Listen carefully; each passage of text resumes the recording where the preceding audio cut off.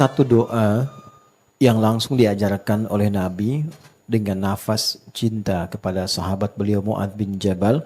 Allahumma a'inni ala dzikrika wa syukrika wa husni ibadatik. Wa syukrika. Apa itu syukur? Syukur itu ungkapan untuk menghadirkan rasa terima kasih kepada Allah atas nikmat yang telah diterima dengan cara menggunakan nikmat itu sesuai peruntukan yang Allah inginkan. Misal, Allah ingin mata ini hanya memandang yang baik-baik saja.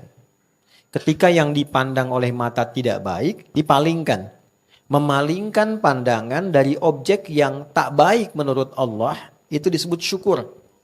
Gunakan lisan itu untuk bertutur seperti yang Allah inginkan. Nabi misalnya memberikan penjelasan singkat tapi padat. Man kana yu'minu billahi wal yaumil akhir falyaqul khaira aw liyasmut.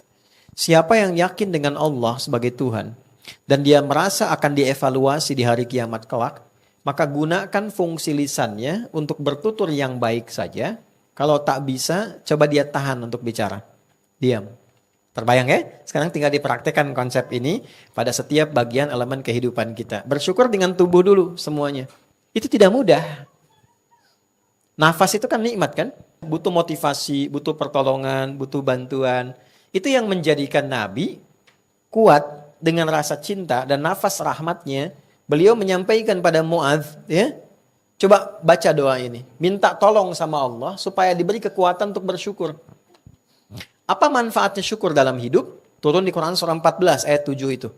Wa idh ta'adzana rabbukum la in syakartum la azidannakum. Ternyata syukur itu menambah nikmat.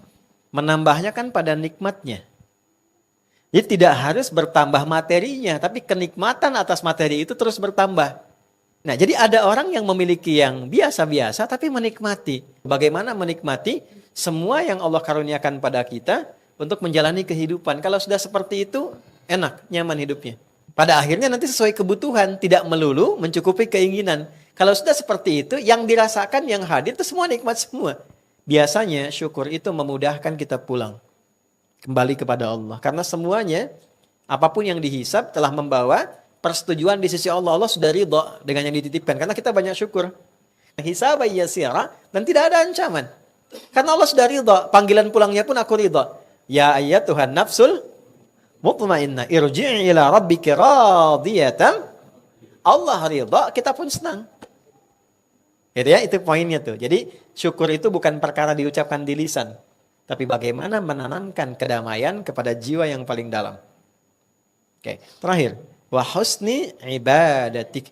Dan benar dalam beribadah kepadamu. Fawailul lil musallin. Ada celaka tuh orang yang sholat. Alladzina hum an salatihim sahun. Yang dia menunaikan sholat dengan lalai. Alladzina hum yura'un. Contohnya kata Allah, sholat karena pencitraan. Sholat ingin dilihat makhluk, dicitrakan oleh makhluk namanya riya. Sholat pengen dilihat oleh Allah namanya ihsan.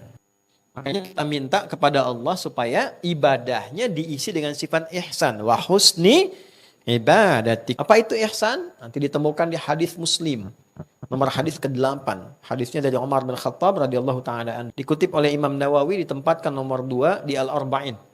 Faqala al-ihsanu an ta'budallaha ka'annaka tarahu fa in lam takun tarahu fa innahu yaraka.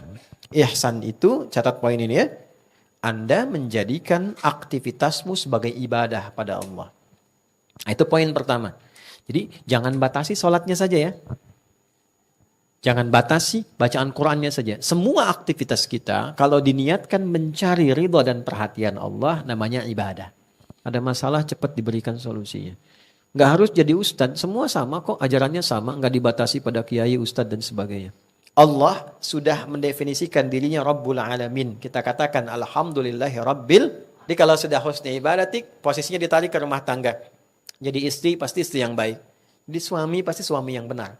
Jadi anak pasti anak yang saleh. Karena husni ibadatik semua dikerjakan karena Allah. Kalau ngaji itu enak. Biasakan ya di rumah ambil satu ayat gitu. Sama istri baca, ya sama anak-anak.